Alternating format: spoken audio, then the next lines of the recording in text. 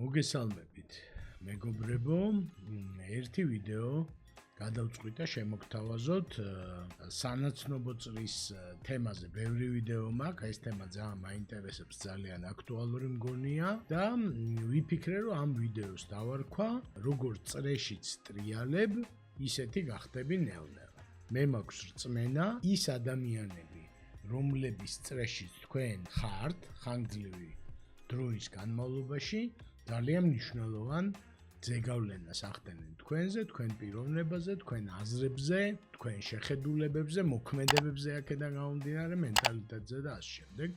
და რა ვიცი, ყველას გაგვგია, მითხარი ვინ არის შენი მეგობარი და მე გეტყვი ვინ ხარ შენ, ხანდახან გვჯერა ამისი, ხანდახან არ გვჯერა, გვეუცნაურება და ასე შემდეგ, ხო?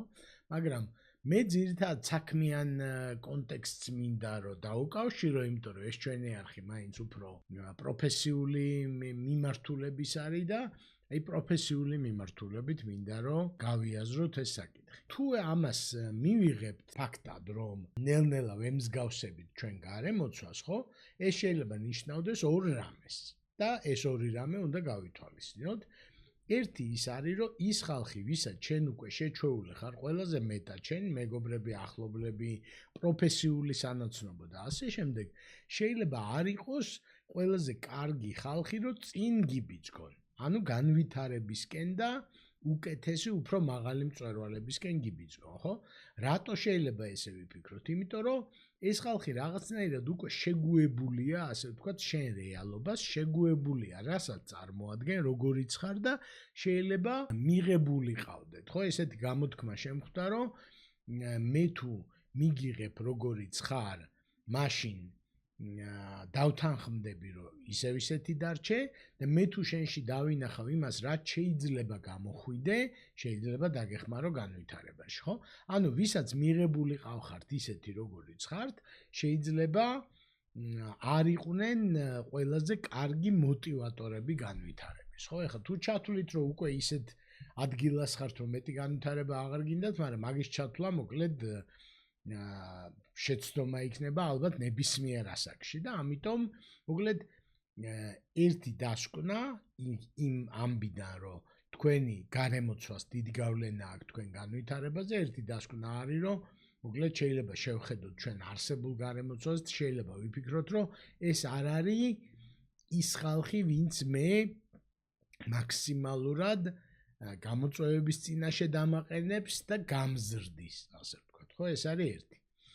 და მეორე საინტერესო აზრი არის, რომ შენ თუ გამიზნულად არ იპოვე შენზე მაგარი ხალხი, ბრჭყალებს შენზე მაგარი იმ კუთხით, რა კუთხითაც შენ განვითარება გინდა.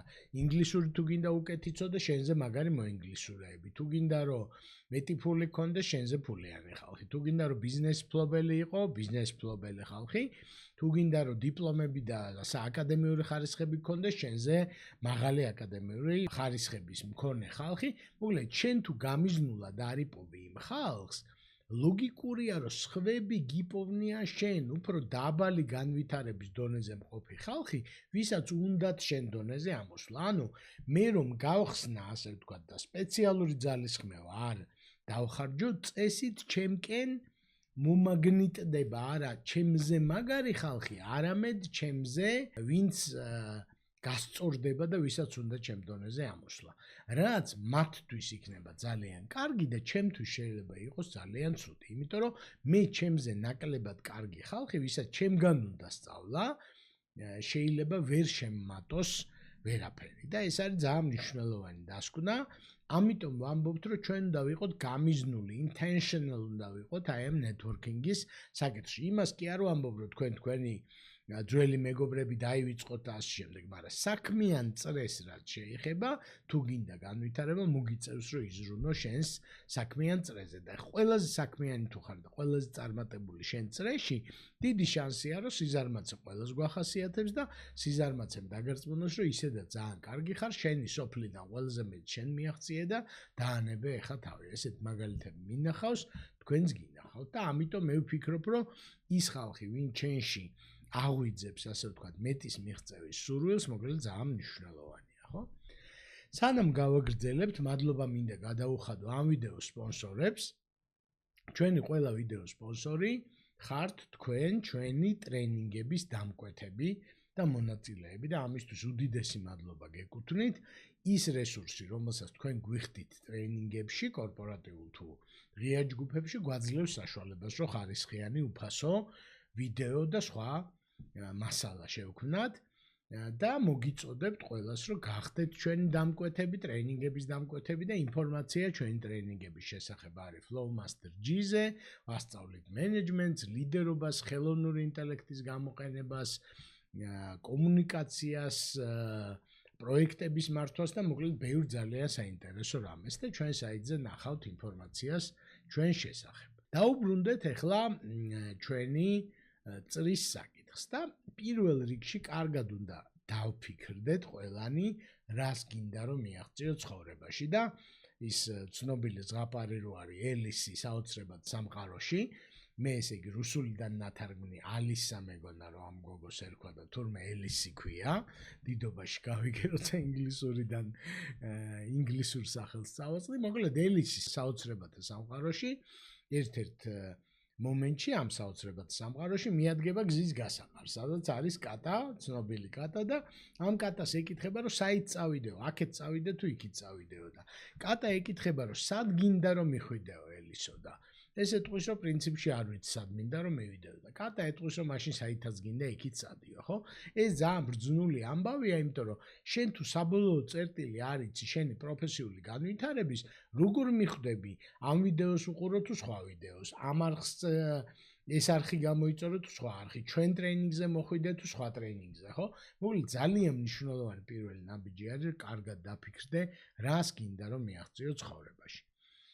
როგორც კი პირველ ამოცანას, ანუ ამოხსნა გამოუჩნდება და მეტნაკლებად გაქვს წარმოდგენა, რას გინდა რომ მიაღწიო ცხოვრებაში და რას საზომებით გაზომავ წარმატებას, მეორე ამოცანა ჩნდება, უნდა დაფიქრდე, ვინაა ის ხალხი და სად არის ის ხალხი, ვინც მაგ რაღაცას, რაც შენ გინდა უკვე მიაღწია. დოქტორობა თუ გინდა, სად არიან ეს დოქტორები? ალბათ უნივერსიტეტში. ბიზნესის მფლობელობა თუ გინდა მცირე ბიზნესი, სად არიან? ალბათ რაღაც მცირე ბიზნესის ასოციაციაში, ხო?